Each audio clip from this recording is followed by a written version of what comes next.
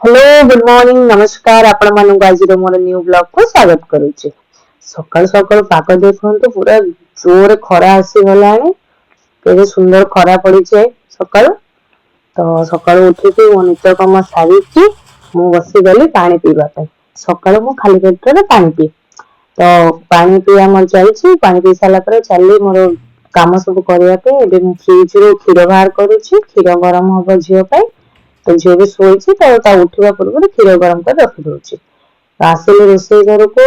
gas लगे gas लगे क्षीर बसई दूसरी क्षीर बसई सारापर चा बन आज जेहेतु सा संडे अच्छे सार घरे अच्छा तो आज 3 जन सका चा हम चा प्रिपरेसन कर सारे पानी बसई दे अमूल पकई दे सारापर चीनी पकेबी चाह पत्ती पकेबी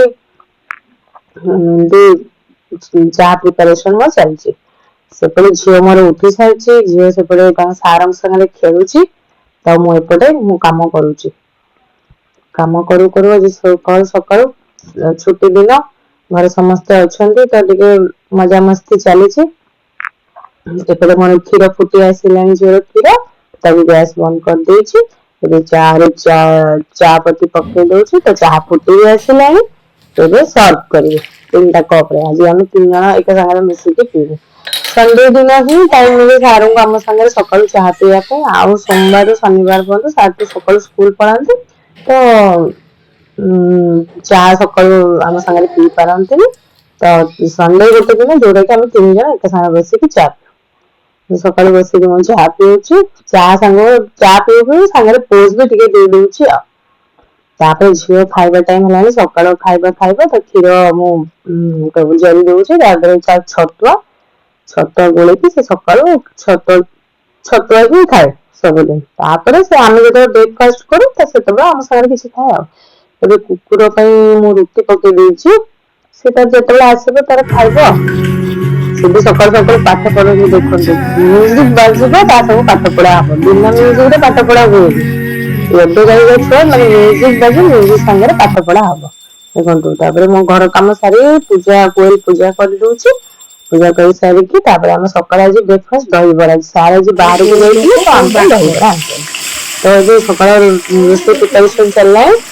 तो आज सार बनाऊँ चिकेन जेहतु चिकेन हो तो सार चिकेन बनाऊँ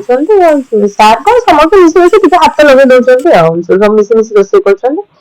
कोयले माछ धोई आसिकी माछरे हल्दी लुण देकी मैरिनेट कर रखुची चिकेन सरीगले माछ तरकारी हम